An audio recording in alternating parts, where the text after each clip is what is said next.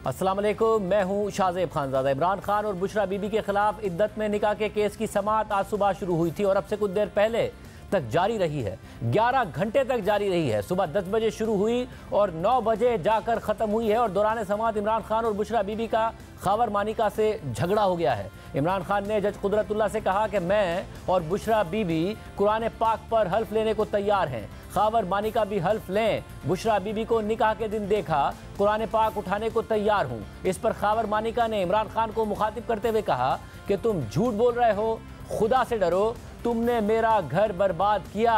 ये झगड़ा मुसलसल चलता रहा और अदालत ने इद्दत में निकाह केस की समाअत कल तक के लिए मुलतवी कर दिया। अदालत ने तमाम 4 गवाहान के बयानात कलमबंद कर लिए हैं, जिनमें मुफ्ती सईद ओन चौधरी, खावर मानिका और मोहम्मद लतीफ़ शामिल हैं। बुशरा बीबी के वकील उस्मान रियाज गिल ने 2 गवाहान खावर मानिका और ओन चौधरी पर जिरा मुकम्मल कर ली। बुशरा बीबी के वकील कल मजीद 2 गवाहान मोहम्मद लतीफ़ और मुफ्ती सईद पर जिरा करेंगे, जबकि इमरान खान के वकील सलमान राजा कल 4 गवाहों पर जिरा करेंगे।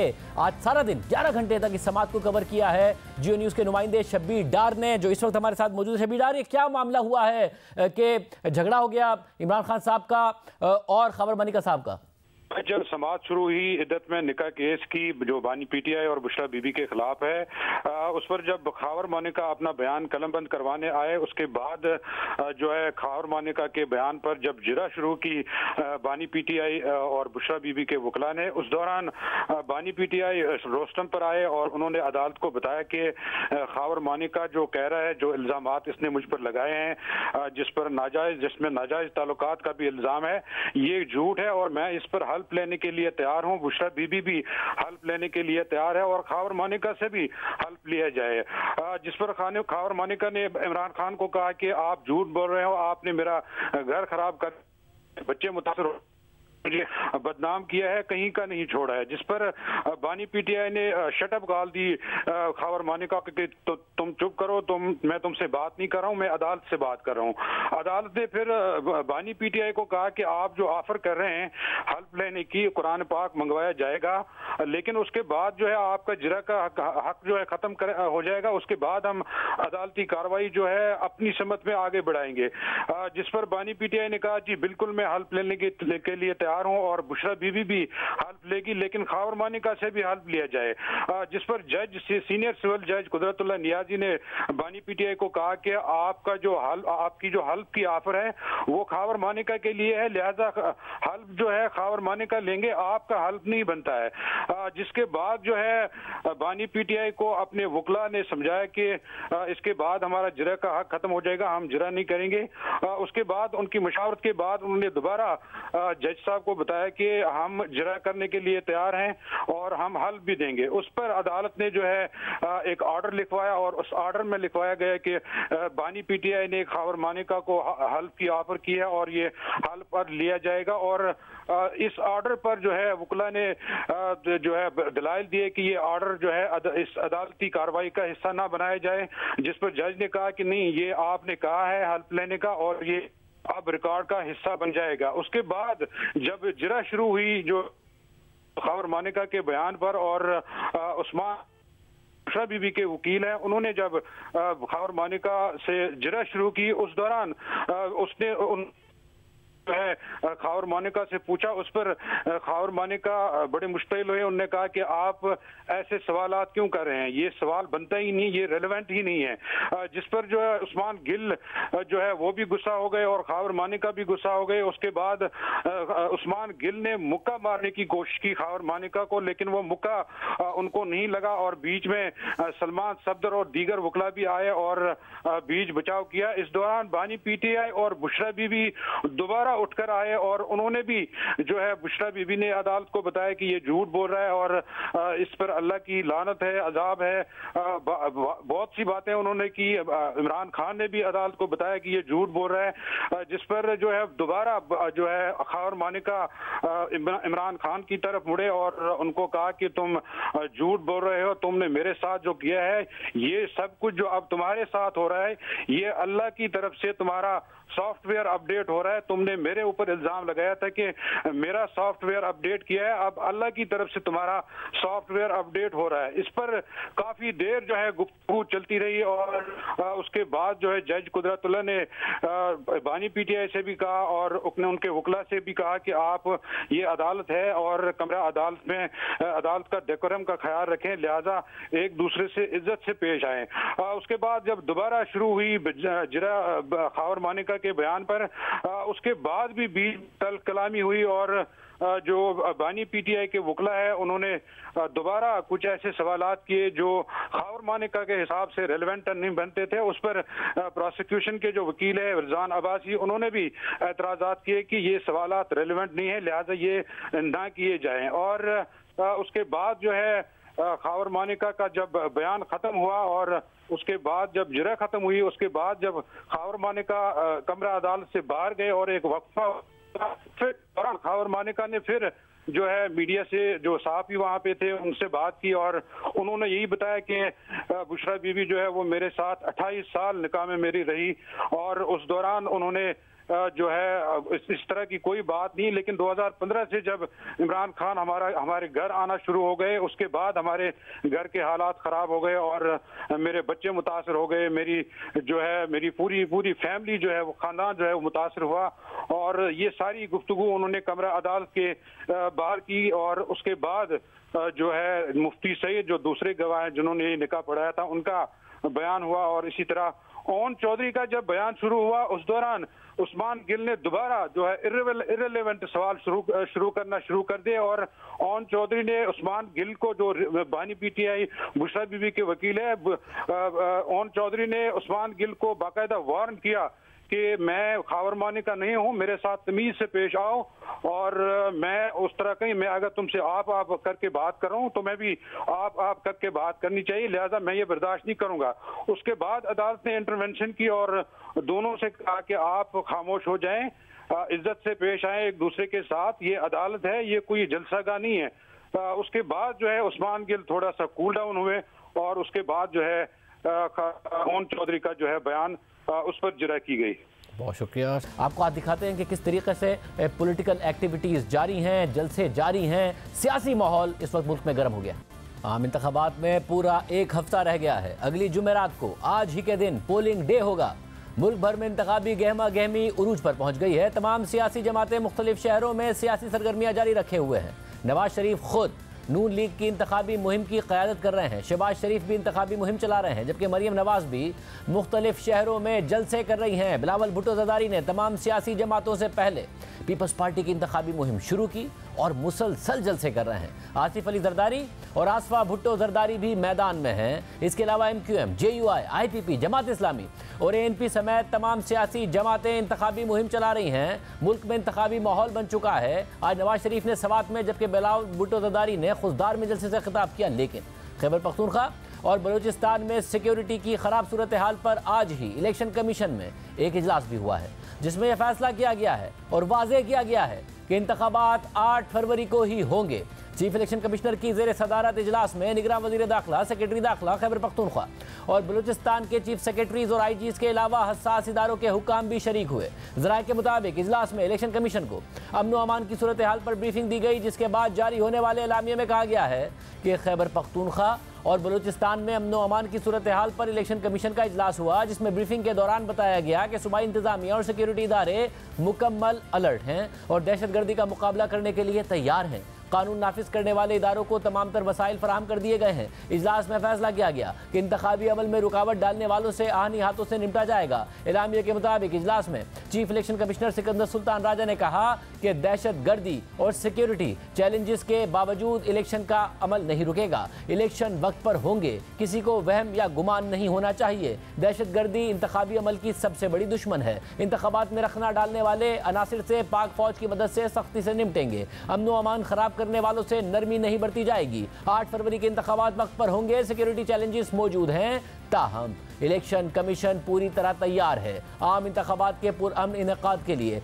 ज़रूरी इंतजामी और हिफाजती इंतजाम कर लिए हैं। सियासी जमातों और उम्मीदवारों को बिला खौफ व खतर इंतखाबी मुहिम चलाने का साजगार माहौल फराहम होगा। शहरियों को भी वोट डालने के लिए महफूज और साजगार माहौल फराहम किया जाएगा। चीफ इलेक्शन कमिश्नर ने हिदायत की कि वोटों की गिनती और नताइज के ऐलान के वक्त कानून हाथ में लेने वाले अनासिर से खबरदार रहा जाए। एलामिये में मजीद कहा गया है कि किसी भी सियासी या गैर सियासी कुव्वत को इंतखाबी अमल में रुकावट डालने की इजाज़त नहीं दी जाएगी और किसी सतह पर किसी किस्म की कोई कोताही या गफलत नहीं बरती जाएगी। इजलास के बाद सहाफ़ियों से गैर रस्मी गुफ्तगू में chief election commissioner Sikandar Sultan Raja ने कहा है कि बलूचिस्तान और खैबर पख्तूनख्वा में अमन अमान की सूरत हाल से निपटा जा रहा है। इलेक्शन 8 फरवरी को पूरे मुल्क में होंगे, कोई इबहम न रहे। सिक्योरिटी सूरत हाल को बेहतर बनाया जा रहा है। पोलिंग डे पर इंटरनेट की बंदिश के हवाले से कोई बात ज़ेर गौर नहीं है। इंटरनेट सर्विस का मामला सामने आया तो हमारा EMS ऑफलाइन काम करेगा। चीफ इलेक्शन कमिश्नर ने कहा कि बलूचिस्तान और खैबर पख्तूनख्वा में बेअमनी के वाक़यात का ताल्लुक दहशतगर्दी से है।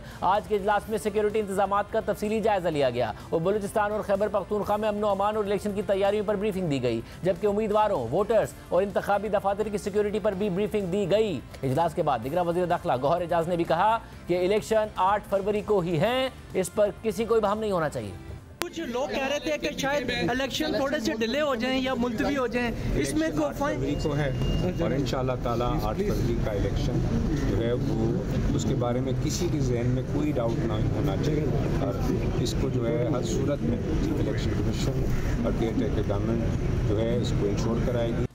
यानी आज इलेक्शन कमीशन ने उन तमाम क़यासराइयों का खात्मा कर दिया है जो बलूचिस्तान और खैबर पख्तूनख्वा में बेअमनी के वाक़यात के बाद पैदा हो रही थी। इंतखाबात के वक्त करीब आते ही खैबर पख्तूनख्वा और बलूचिस्तान में अमन अमान की सूरत हाल ख़राब हुई है। आज कोयटा में स्पिनी रोड के करीब धमाका हुआ जिसमें एक शख्स जाँ बहक हो गया, जबकि नसीराबाद में डेराला यार भट्टी फाटक के मकाम पर दस्ती बॉम्ब हमले में 3 अफराद जख्मी हुए और तुरबत के मेन रोड पर दस्ती बॉम्ब धमाके में एक शख्स जख्मी हो गया। गुज़िश्ता रोज़ खैबर पख्तूनख्वा के ज़िला बाजोड़ में कौमी और सूबाई असम्बली की नशिस्तों से इलेक्शन में हिस्सा लेने वाले आज़ाद उम्मीदवार रिहान ज़ेब खान नामालूम अफराद की फायरिंग से जाँ बहक हो गए थे। रिहान ज़ेब खान तहरीक इंसाफ के मकामी रहनुमा थे, मगर तहरीक इंसाफ ने उनके हल्के से किसी और को टिकट दिया था। कल ही के दिन किला अब्दुल्ला के इलाके मीज़ई अड्डा में ANP के कारकुनों पर मुसल्लह अफराद ने फायरिंग की, जिससे ANP का एक कारकुन जाँ बहक और एक जख्मी हो गया, जबकि कोयटा में सरियाब रोड पर पीपल्स पार्टी के इंतखाबी दफ्तर पर दस्ती बॉम्ब हमले में 5 कारकुन जख्मी हो गए थे और जिला केच के इलाके बुलेदा में भी पीपल्स पार्टी के उम्मीदवार जहूर बुलेदी के घर पर दस्ती बॉम्ब हमला किया गया था। इसके अलावा सिब्बी में पुलिस थाने पर दस्ती बॉम्ब से हमला किया गया, जिसमें 2 पुलिस एहलकार जख्मी हो गए थे और गुज़िश्ता रात ही हब की जाम कॉलोनी में कोस्ट गार्ड के दफ्तर के करीब दस्ती बॉम्ब फेंका गया जो फट नहीं सका, जबकि 30 जनवरी को बलूचिस्तान के इलाके मच और कोलपुर कॉम्प्लेक्सेस पर हमले में 3 खुदकुश बमबारों समेत 9 दहशतगर्द मारे गए, जिसके बाद सिक्योरिटी फोर्सेस के क्लियरेंस ऑपरेशन के दौरान मजीद 12 दहशतगर्द हलाक हो गए। 30 जनवरी को ही सिब्बी में तहरीक इंसाफ की रैली में धमाके में 4 अफराद जाँ बहक और 5 जख्मी हो गए थे। इन वाक़यात के बाद ये फाइन गर्दिश कर रही थी कि इलेक्शन कमीशन खैबर पख्तूनख्वा और बलूचिस्तान में इंतखाबात मुलतवी कर सकता है, लेकिन आज इलेक्शन कमीशन ने वाज़ेह कर दिया है कि इलेक्शन मुलतवी करने का कोई इम्कान नहीं है। इलेक्शन 8 फरवरी को ही होंगे। दूसरी तरफ इलेक्शन से एक हफ्ता पहले PTI ने इंट्रा पार्टी इलेक्शन का ऐलान कर दिया है, जो इंतखाबात से 2 दिन पहले यानी 5 फरवरी को होंगे। ये इंट्रा पार्टी इंतखाबात इस लिहाज से अहम है क्योंकि इलेक्शन कमीशन ने PTI के इंट्रा पार्टी इंतखाबात को कलअदम करार दे दिया था और फिर तहरीक इंसाफ को बल्ले का इंतखाबी निशान नहीं मिला था। बाद में सुप्रीम कोर्ट ने भी इलेक्शन कमीशन के फैसले को बरकरार रखा था और तहरीक इंसाफ के इंट्रा पार्टी इंतखाबात पर सवालात उठाए थे और अब तहरीक इंसाफ एक बार फिर इंट्रा पार्टी इंतखाबात कराने जा रही है। तहरीक इंसाफ के जारी करदा शेड्यूल के मुताबिक इंट्रा पार्टी इलेक्शन 5 फरवरी पीर को होंगे। PTI के तमाम रजिस्टर्ड मेंबर्स अपनी मर्जी के पैनल या चेयरमैन के उम्मीदवार के हक में मुख्तस मकामात पर वोट डाल सकते हैं। इसके अलावा मेंबर्स अपना वोट राब्ता ऐप के जरिए भी डाल सकते हैं। अवामी इंतखाबात से 2 दिन पहले इंट्रा पार्टी इंतखाबात की क्या वजह है, इस हवाले से भी बात करेंगे, मगर साथ ही तहरीक इंसाफ की शिकायत बढ़ती जा रही है। तहरीक इंसाफ के तर्जुमान शुएब शाहीन, जो खुद भी इस्लामाबाद से कौमी असम्बली के हल्के NA-47 से आज़ाद हैसियत में इंतखाबात में हिस्सा ले रहे हैं, आज उन्होंने इस्लामाबाद हाई कोर्ट में मीडिया से बात करते हुए कहा है कि मेरे सपोर्टर्स को हिरासा किया जा रहा है, उन्हें उठाया जा रहा है, उन्हें फ़ोन करके धमकियाँ दी जा रही हैं। मैं इस्लामाबाद पुलिस और गवर्नमेंट के ख़िलाफ़ वो पिटीशन फाइल की है क्योंकि मेरे सारे सपोर्टर्स को हरास किया जा रहा है, उनको उठाया जा रहा है, उनके ख़िलाफ़ किसी किस्म की धमकियाँ दी जाती हैं। SHO फ़ोन करता है, पुलिस वाले फ़ोन करते हैं। मेरा मुकाबला किसी पॉलिटिकल पार्टी से नहीं है और ये जो बोने सियासतदान हैं वो पुलिस को इस्तेमाल कर रहे हैं। उनको चाहिए सियासी मैदान में आए, मेरा मुकाबला करें और इलेक्शन लड़ें। इसके अलावा नून लीग बनीगाला को सब जेल करार देने और वहां बुशरा बीबी को मुंतकिल करने के फैसले पर तनकीद कर रही है। नून लीग के रहनुमा तलाल चौधरी ने मीडिया से बात करते हुए कहा कि इमरान खान ऐसा लाडला है जिसकी सहूलतकारी आज भी जारी है। बुशरा बीबी ने चोरी की, उनके 300 कैनाल के घर को सब जेल करार दे दिया गया। इमरान खान ऐसा लाडला है कि उसको सहूलतकारी जो है वो जारी रही और आज के दिन तक भी जारी। यानी ऐसा आदमी जो कि सजा याफ्ता हो मगर उसके पास जेल 5 स्टार है, उसकी अपनी मर्जी की जेल है, वहाँ पर उसको एक्सरसाइज मशीन चाहिए, वहाँ पे उसको देसी मुर्गा चाहिए, देसी घी चाहिए। कल पिंकी पीरनी भाई चोरी की है आपने अरबों के हीरों के हार की, 300 कनाल के घर में उसको जाके उसको सब जेल करा दिया गया। मरियम नवाज हो या आसफ जरदारी साहब की बहन, क्या वो किसी की बेटी नहीं थी? वो उस जेल में रही हैं जहां पर सारे कैदी रहते थे। लेकिन चोरों के लिए अगर आपने 300 के घर के जो महल हैं वो उसको जेल करार देना है तो सजा देने की जरूरत ही नहीं थी। हमारे साथ तरीके इंसाफ के रहनुमा शुएब शाहीन साहब, शुएब साहब बहुत शुक्रिया मुझे ज्वाइन करने के लिए। सबसे पहले जो इलेक्शन आपकी जमात कराने जा रही है जनरल इलेक्शन से 2 दिन पहले 5 तारीख को, क्या वजह है? देखिए, सबसे बड़ी इंपॉर्टेंट बात यह है कि इस वक्त हम एक रजिस्टर्ड पार्टी हैं, हमारी पार्टी डिसॉल्व नहीं हुई और हम नॉमिनीज हैं अपनी पार्टी के, तो नेचुरली टेक्निकल ग्राउंड्स पे हमें नॉकआउट कर दिया गया था और उससे बल्ले का निशान छीन लिया गया। लेकिन हम तो ज़ाहिर पार्टी तो हैं, हमने इलेक्शन कराना है, उसके लिए हमने इंटर पार्टी इलेक्शन करा रहे हैं ताकि हम जब जीत के आएँ तो हम अपनी पार्टी को ज्वाइन करें, ताकि किसी किस्म का वो जो रिजर्व सीटों का मामला है उस पर भी कोई बहम बाकी ना रहे।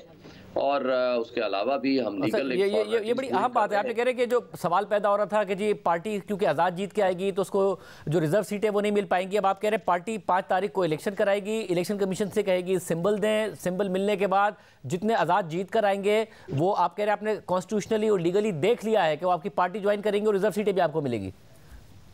जी बिल्कुल ऐसा ही है, इसी तरह है और इंशाअल्लाह ताला हमारा जो वो रिजर्व सीटों का मामला था वो भी सेटल डाउन हो जाएगा। और उसके अलावा जो ऑब्जेक्शन था कि जी ये ऑब्जेक्शन पूरा नहीं हुआ या ये ऑब्जेक्शन पूरा नहीं हुआ, उसको भी हम कवर अप कर लेंगे। और ये अलग बात है कि उस वक्त वो फैसला भी नाइंसाफ़ी पे मबनी था, वो इलेक्शन कमीशन और सुप्रीम कोर्ट ने हमें एक बल्ले के निशान से महरूम करने की उस साजिश का शिकार हो गए और बड़े अफसोस से कहना पड़ता है कि सबसे बड़ी पॉलिटिकल पार्टी को आउट कर दिया गया प्रोसेस ऑफ इलेक्शन से। और इसके बावजूद कि इस वक्त यही चीज़ वो ANP के साथ भी उन्होंने था मामला, उनको मगर एक और जो अहम बात ये है वो ये कि आज आप गए इस्लामाबाद हाई कोर्ट और लेवल प्लेइंग फील्ड के हवाले से आपने कहा कि जी आपको नहीं कैंपेन करने दी जा रही है। साहब अगर अभी कैंपेन नहीं करने दी जा रही है, आप जब पहले हमारे प्रोग्राम में मौजूद थे आपने कहा कि आपने बताया था कि बहुत ज़्यादा आपको रिस्पॉन्स आ रहा है और लोग वोट देंगे, मगर ज़ाहिर इलेक्शन एक पूरा मशीनरी होती है, आप वकील हैं, मगर इलेक्शन लड़ना, लोगों को लेकर आना पोलिंग बूथ तक, ये भी एक पूरी की पूरी साइंस है। अगर आपके लोग जो आप गिला कर रहे हैं कि ये नहीं हो पाएगा तो कैसे आप अपने लोगों को निकालेंगे इलेक्शन के दिन? देखिए, लोग खुद ब खुद निकल रहे हैं। आप कोई भी मेरे हलके का सर्वे उठा लें, इस वक्त मेरा हलका इसमें है कि जिसमें आपका जियो का ऑफिस, आपका supreme court, high court, presidency, parliament house और इलेक्शन कमीशन वो उसमें शामिल है। आज अगर यहाँ लेवल प्लेइंग फील्ड नहीं है तो पाकिस्तान में कहाँ होगी? मैं जिस जगह पे वर्कर कन्वेंशन और जलसा करके आता हूँ वहाँ पुलिस उनको लोगों को पहले भी और बाद में भी थ्रेट करती है, लोगों के यहाँ जा करके वो छापे मारती है। और तमाम पुलिस के जो स्टेशंस हैं मैक्सिमम जो स्पेशली देहात के हैं उनकी जिम्मेदारी यही लगाई गई है कि आप जाकर उनको हरास करें और थ्रेट करें। लेकिन इस सब कुछ के बावजूद जितना ज़ौक़, जितना जोश, जितना वलवला और जितनी अनप्रेसिडेंटेड मोहब्बत मैंने इमरान खान और उसके नज़रिए के साथ देखी है, मैं समझता हूँ कि पाकिस्तान की तारीख में हम हर साल इलेक्शन प्रोसेस में खुद हम बाहर में भी होते हैं और हर 5 साल बाद इलेक्शन में भी शमूलियत इख्तियार करते हैं। ऐसी मगर अगर आपको ये गिला हुआ इलेक्शन के दिन हमारे पोलिंग एजेंट अपनी जगह पर नहीं है, ज़ाहिर आप उन्हें काम असाइन करेंगे, तो भी आपको लगता है कि आपको एक तो इलेक्शन मशीनरी ना भी हो, लोग खुद आ भी जाएंगे और जो वोट आपको पड़ेंगे ये सारा का सारा मामला फेयरली हो जाएगा और आप जीत जाएंगे? ये सब कुछ के बावजूद इंशाल्लाह हम जीतेंगे। उसकी वजह यह है कि हमारे पास पूरी तरह प्लान है, प्लान A भी है और B भी है और प्लान C भी है। किसी किस्म का कोई भाम नहीं होगा। हमारे साथ अनप्रेसिडेंटेड किस्म की फोर्स मौजूद है, यूथ मौजूद है, खवातीन मौजूद है और जितना जज्बा है एक इस जुल्म के खिलाफ आवाज़ उठा रहे हैं और इस जुल्म का बदला अवामी इनकलाब के जरिए लाना है। अब मसलन मेरा फाख्ता निशान है, अब फाख्ता के लिए लोग खुद ब खुद उसके स्टैचू बना रहे हैं, वो लोग उसके सिंबल बना रहे हैं, लोगों तक पहुंच रहे हैं। अज खुद यकीन करें, मैं जिस हल्के में गया हूँ वहाँ ख़वातीन, वहाँ बच्चे, वहाँ लोग, वहाँ के यूथ खुद ब खुद एक से ज़ायद मरतबा एक एक बंदे के पास वो जा चुके हैं और एक एक बंदे को वो समझा चुके हैं। तो कहने का मतलब ये है कि ये वो जज्बा है, ये वो जुनून है, वो लोगों की मोहब्बत है। और इस ज़माने में मैं समझता हूँ कि जो शऊर और कौम को इमरान खान ने दिया है और इस वक्त जो एक सिंबल बन चुका है निजात दहिंदा का, हकीकी आज़ादी का, और लोग उससे जो एक्सपेक्टेशंस रख रहे हैं और उनको ये भी यकीन है कि हम उनकी जो अपनी आज़ादी है, ज़ाहिर बैक टू बैक फैसले आए, उसकी जो मेरिट है उस पर वैसे सवाल उठा, ड्यू प्रोसेस पर सवाल उठ चुका है, मगर आगे रिलीफ के लिए आप इस्लामाबाद हाई कोर्ट जाएंगे तो आपको क्या इस्लामाबाद हाई कोर्ट से रिलीफ की उम्मीद है या फिर सुप्रीम कोर्ट से उम्मीद है? कितने अरसे में इस सारे के सारे प्रोसेस में इन जो सेंटेंसेस हैं सस्पेंड आप करा पाएंगे? देखिए, पहली बात तो यह है कि ये तो on the face of it कोई हमारा दुश्मन जज भी बैठा हो ना, मैं एक मिसाल के तौर पर दे रहा हूँ, वो भी इसको इनकार नहीं कर सकता। एक प्रोसिक्यूशन के वकील को इमरान खान का वकील बना के 342 की स्टेटमेंट के बगैर दोनों केसेस में, और कोई एक्यूज को टाइम दिए बगैर, राइट ऑफ डिफेंस दिए बगैर, आर्गूमेंट सुने बगैर जेल के अंदर सजा सुना दी गई, और वो भी कैपिटल पनिशमेंट। ये आइन के आर्टिकल 10A की वायलेशन है। Due process and fair trial और राइट ऑफ डिफेंस, ये चीज़ें वायलेट हुई हैं। जहां गैर आइनी और गैर कानूनी on the face of it order नज़र आ रहे हूँ और जजमेंटें नज़र आ रही हूँ, तो वहाँ कभी भी वो ऑर्डर सस्टेन नहीं किया करते। मैं होपफुल हूँ हफ्ता लग सकता है, 2 हफ्ते लग सकते हैं, but the order will be suspended, bail भी हो जाएगी और इन केसेस को ये सस्टेन भी नहीं कर पाएंगे। और जो बुशरा बीबी को सज़ा के बाद ज़ाहिर बनीगाला मूव किया गया, उसे सब जेल करार दिया गया, ये उनकी दरख्वास्त पर हुआ है, इमरान खान साहब की दरख्वास्त पर हुआ है, कैसे हुआ है ये? पहली बात तो यह है कि ना तो इमरान खान की दरख्वास्त है ना बुशरा बीबी की दरख्वास्त है, और वहाँ सब जेल तो डिक्लेयर कर दिया गया, और किसी जगह भी उनके घर के मामलात में इस तरह नहीं इंटरफेयर होता। जो घर होता है वो सब जेल जरूर होता है, लेकिन उनको मूवमेंट की इजाज़त होती है, लेकिन उनको किसी एक कमरे में बंद करके उनको खिड़की तक खोलने की इजाज़त नहीं दी जा रही। सारे नौकरों को, मुलाजमों को वहाँ से हटा दिया गया है, टेक ओवर कर लिया है वहाँ की जो इंतज़ामिया है या पुलिस है, और वहाँ उनको कोई मूवमेंट की तक की इजाज़त नहीं है। वो जेल से ज़्यादा ख़तरनाक और गलत माहौल क्रिएट कर दिया गया है। और दूसरी बात यह है कि ये उनका अपना फैसला था और बड़े ग्रेसफुल तरीके से खातून गई और वहाँ जाकर अपने आप को सरेंडर किया। लेकिन अलग बात है कि जेल अथॉरिटीज़ ने पहले ये बहाना बनाया कि हमारे पास रिटर्न आर्डर नहीं आया हम और वारंट एग्जीक्यूट नहीं हुआ तो हम आपको नहीं लेंगे। वारंट उन्होंने वहाँ रखा, बिठाए रखा, और 9 बजे के बाद उन्होंने ये नया नोटिफिकेशन करा के और इनको वापस सर, जो आप कह रहे हैं इन दोनों की दरख्वास्त पर नहीं हुआ, इन्होंने खुद किया, तो आप फिर क्या रीड कर रहे हैं? क्यों किया? क्या इसका मकसद हो सकता है कि उन्हें एक तरफ 14 साल की सज़ा सुनाई गई, दूसरी तरफ बनीगाला मूव कर दिया गया? क्या मंतक हो सकती है? देखें, एक पर्दादार खातून है, उसका सियासत से कोई ताल्लुक नहीं, आज तक वो पब्लिक में नहीं आई। जिस तरह सियासत में घसीटा गया उसको, लोगों की नफरतें इनके खिलाफ इस कदर आ गई कि वो इसको शायद अफोर्ड न कर पाए हूँ। मैं तो ये समझता हूँ। मतलब फिर 14 साल की सज़ा ही ना देते? अगर ऐसा मामला होता, 14 साल की सज़ा उन्हें दी गई, उसके बाद उन्हें अचानक अल्लाह ने इनको देखे ना, अल्लाह ने अगर इनको अकल दी होती या अल्लाह ने इनको तौफीक दी होती इंसाफ करने की, तो शायद ये सज़ा न देते। मगर चूँकि इनके अकल पे पर्दे पड़ चुके हैं, ये इमरान खान की नफरत और बुग़्ज़ में इस कदर आगे चले गए हैं, इन्होंने हर नाइंसाफ़ी उनके साथ, उनकी फैमिली के साथ करनी है, and for that purpose they have passed an order. और न सिर्फ ऑर्डर पास किया, अभी तक वो ऑर्डर ही नहीं सामने आया। मतलब यानी आप ये कह रहे हैं कि 14 साल की सज़ा दी गई उन्हें टारगेट करने के लिए, सब चीज़ों के लिए, मगर अवाम का कोई ऐसा रिएक्शन ना आए, उस वजह से बुशरा बीबी को मूव कर दिया गया बनीगाला में? जी, ये मेरी असेसमेंट है, पर्सनल असेसमेंट है। बहुत शुक्रिया। नून लीग दावा कर रही है कि वो अकेले ही सिंपल मेजॉरिटी लेंगे और हुकूमत बनाने की पोजीशन में होंगे। क्या ये तासुर या दावा दुरुस्त साबित हो सकता है, या फिर नून लीग को इत्तेहादियों के साथ मिलकर ही हुकूमत बनानी पड़ेगी और सिचुएशन उसी तरफ जा रही है? इकबाल साहब हमारे साथ मौजूद हैं। इकबाल साहब, बहुत शुक्रिया मुझे ज्वाइन करने के लिए। आप खुद कैंपेन में मसरूफ़ हैं, एक स्टेज सेट नज़र आती है नून लीग के लिए, जिस तरीके से ज़ाहिर है अब इमरान खान साहब को सजाएं भी हो गई हैं, तहरीक इंसाफ ये गिला भी कर रही है कि हमें कैंपेन नहीं करने दी जा रही है, मगर उसके बावजूद सवाल उठ रहा है कि नून लीग सादा अक्सरियत ले पाएगी या नहीं ले पाएगी। 100 से 110 सीटें तो आप खुद पंजाब में टारगेट कर रहे हैं, जब खुद ही ये दावा कर रहे हैं तो पीपल्स पार्टी कह रही है 70-80 ले पाएंगे। अगर आप 70-80 लेते हैं तो 134 का जो मैजिक नंबर है सादा अक्सरियत का, वो पूरा कहां से करेंगे हसन इकबाल साहब, जो आप बार बार कह रहे हैं कि अगर हमें सादा अक्सरियत मिलेगी तो ही मुल्क के मसाइल हल करेंगे? देखिए शाहजेब साहब, इस वक्त जो पंजाब में सूरत हाल है, इसमें तो मैं समझता हूँ कि बहुत आसानी के साथ PMLN 100 का माइलस्टोन क्रॉस करेगी, चूँकि अल्हम्दुलिल्लाह लोगों का बहुत जोश व खरोश है।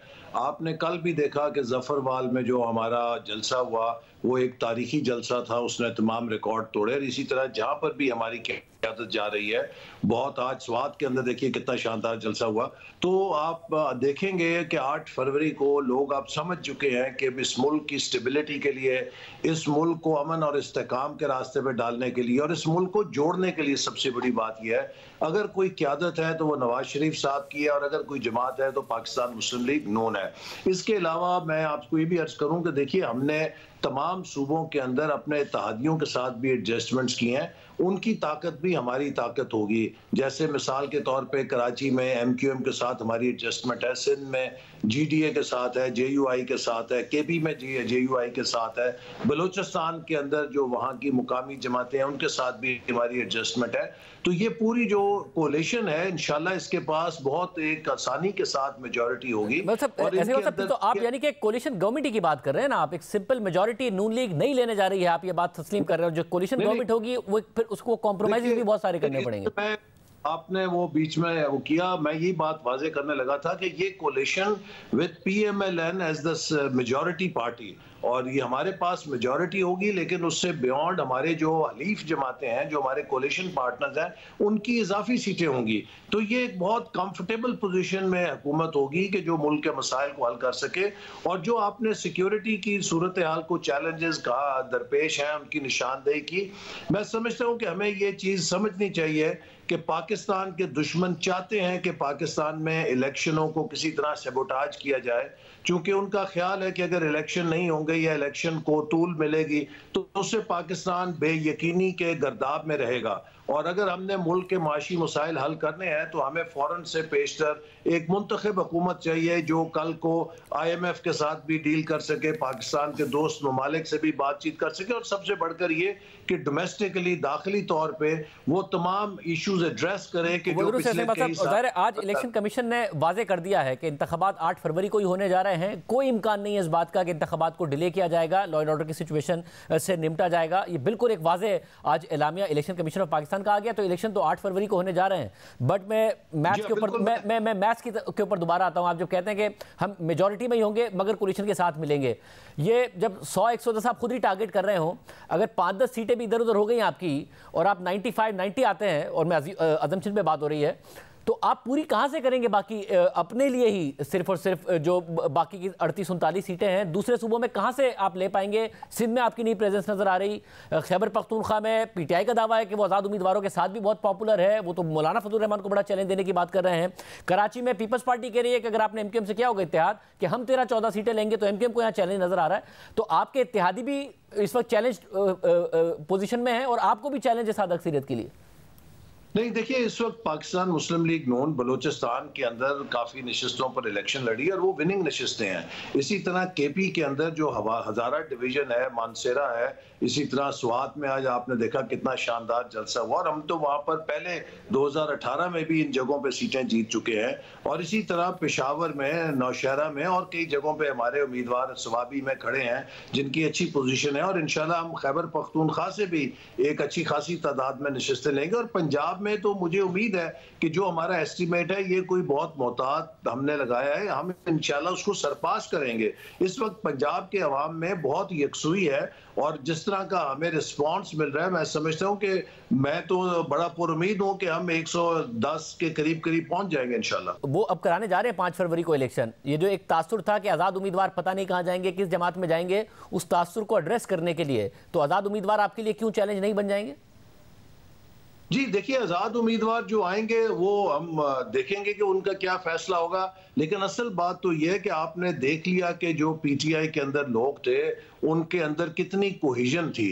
ये एक ऐसा मलगूबा था कि जिसको 2018 में इकट्ठा किया गया, जिसका मकसद उस वक्त ये था कि इमरान खान को बाय हुक और क्रोक इक़्तिदार में लाना है। उसमें कॉम्प्रोमाइज़ किए गए, हमारी जमात के लोग तोड़े गए, दूसरी जगहों से लोग तोड़े गए, और जो ही थोड़ा सा प्रेशर आया वो सारा हाउस ऑफ कार्ड्स जो है वो तितर बितर हो गया। तो इसलिए अब इसमें जो पीटीआई के अपने मसाइल हैं, इसके लिए वो खुद ही जिम्मेदार हैं कि उन्होंने अपना ये अशर किया है। वो अब लोगों को इल्ज़ाम दें, अपनी शिकस्त को देखकर वो कहें कि जी हमें जलसा नहीं करने दिया जा रहा। अब ये देखें ना, एक पूरी लाइन है जो उन्होंने ली है कि हम निशाना बन रहे हैं, ताकि कल को जब नताइज आएंगे उन नताइज को वो फिर एक नया धरना देने की तैयारी करने के लिए कहें कि हम इस वक्त जो सूरत हाल है, इस वक्त जो फिर सूरत हाल है, जब नून लीग ज़ाहिर दावेदार है कि वो हुकूमत बनाएगी, तो आप JUI MQM इन इत्तेहादियों के साथ हुकूमत बनती देख रहे हैं, या एक दफ़ा फिर आपको पीपल्स पार्टी पर इन्हिसार करना पड़ेगा, जिस तरीके से पीपल्स पार्टी कैंपेन कर रही है, और उसके अलावा उनका ख्याल है कि वो कराची में बहुत सारी सीटें लेंगे, कि आपका उन्हीं के साथ कॉम्बिनेशन होगा और आप ही दोनों मिलकर हुकूमत बना रहे होंगे? देखिए, मैं समझता हूं कि सबसे प्रेफर्ड मुल्क के लिए यह है कि एक जमात को सिंगल मेजॉरिटी मिले, और वो मुस्लिम लीग नून ही है कि जिसके पास इकोनॉमिक, आपने देखा हमारा मैनिफेस्टो कितना कॉम्प्रिहेंसिव है, और जो लोग हम पे तनकीद कर रहे थे कि इन्होंने मैनिफेस्टो नहीं दिया, जब मैनिफेस्टो आया तो सबकी ज़बानें बंद हो गई। किसी और सियासी जमात के पास इतना कॉम्प्रिहेंसिव रोड मैप और होमवर्क नहीं है। हमारी टीम है कि जिसके पास तजुर्बा है, लिहाजा पाकिस्तान के लिए ज़रूरी है कि PMLN को इतनी कंफर्टेबल मेजॉरिटी हो कि वो मुल्क को चला सके और फैसले कर सके। ताहम चूंकि अगला, जो मैं समझता हूं अगला 5 साल का पीरियड जो है ये रिफॉर्म्स का पीरियड होगा। अगर हमने एक मुस्तकिल देरपा लॉन्ग टर्म ग्रोथ की बुनियाद रखनी है तो हमें बहुत सारी इस्लाहात भी करनी है, और इस्लाहात के लिए एक ब्रॉड बेस्ड पॉलिटिकल सपोर्ट दरकार होती है। तो इसलिए हम मेजॉरिटी होने के बावजूद कोशिश करेंगे कि अपने हलीफों को साथ मिलाएं। पीपल्स पार्टी की जो शमूलियत या ना शमूलियत, इसका बड़ी हद तक इन्हिसार अगले इंतखाबी मंजरनामे पे है कि क्या होगा। लेकिन बिलावल भुट्टो साहब ने तो तकरीबन कश्तियां जला ली हैं कि वो मेरा ख्याल है आइंदा किसी सेटअप का हिस्सा नहीं बनना चाहते, और मुस्लिम लीग नून के साथ जो उसके इत्तेहादी हैं, हम इनके साथ मिलकर भी एक अच्छी स्टेबल हुकूमत इंशाअल्लाह ताला चलाने की पोजीशन में होंगे। मगर स्टेबल होगी कैसे अगर आपको मेजॉरिटी मिल भी गई? हमने तो तारीख में देखा है कि आपको 2013 में मेजॉरिटी मिल गई थी, कंफर्टेबल पोजीशन में थे आप, मगर 2014 से अदम इस्तेहकाम शुरू हुआ, धरनों का मामला शुरू हुआ, और वो अदम इस्तेहकाम ही रहा। फिर 2017 में पनामा और ये सारे के सारे मामलात हुए। अगर आपको मेजॉरिटी मिल भी जाए तो जिस तरीके से इमरान खान को सजाएं दी जा रही हैं, वो आपकी हुकूमत आने के कुछ अरसे बाद मुमकिन तौर पर ये सजाएं सस्पेंड हो जानी, उन्हें बाहर आ जाना है, तो कैसे एक स्टेबल आप हुकूमत कर पाएंगे जो जिस तरीके से केसेस को उनके चलाया जा रहा है? आपको पता है कि 2014 में जो धरना था वो इमरान खान का प्रोजेक्ट तो नहीं था। इमरान खान प्रोजेक्ट उस प्रोजेक्ट का हिस्सा था, और वो अगर उस पुष्ट पनाही ना होती इमरान खान साहब के पास तो इनका तो धरनी जो है वो लाहौर में फेल हो जाती। तो लिहाजा अब पाकिस्तान के तमाम जो सतून हैं, जो स्टेक होल्डर्स हैं, मेरा ख्याल है कि सब ने हिस्ट्री से सबक सीखा है, सियासतदानों ने सीखा है, जुडिशरी ने सीखा है, एस्टैब्लिशमेंट ने सीखा है। अब इस बात की जरूरत है कि बजाय ये कि हम एक इंटरनल कॉन्फ्लिक्ट करें और एक दूसरे की टांगे खींचें, जो इलेक्शन के बाद का दौर होगा उसमें हमें एक नेशनल रिकंसिलिएशन के साथ और एक नेशनल कोलैबोरेशन के साथ और एक इंक्लूसिव गवर्नेंस के साथ इन तमाम इदारों को कदम से कदम मिलाकर मुल्क की तरक्की के लिए जो इकदाम करने हैं उसमें अपना हिस्सा डालना होगा। और अब मेरा ख्याल है कि ये रियलाइजेशन सब में मौजूद है। अब अगला PTI का एहतजाज तो तभी कामयाब हो सके कि अगर उसे रियासत के अंदर से कुछ अनासर की सरपरस्ती हासिल हो। अब तो कोई उनकी सरपरस्ती करना वाला मौजूद नहीं है जो 2014 में थे। तो इसलिए मैं समझता हूँ कि अगला मंजरनामा पाकिस्तान के लिए बहुत खुशकुन है। हम इंशाअल्लाह ताला एक अमन के साथ, स्टेबिलिटी के साथ, एक इकोनॉमिक रिकवरी के प्रोग्राम पर जो हमने मैनिफेस्टो में दिया उस पर अमल दरामद करेंगे। और मुझे यकीन है कि 1-2 साल के अंदर पाकिस्तान को टर्न अराउंड किया जा सकता है और पाकिस्तान अपना खोया हुआ मुकाम हासिल कर लेगा इंशाअल्लाह। बहुत शुक्रिया। आज के प्रोग्राम में इतना ही। याद दीजिए, अल्लाह हाफिज़।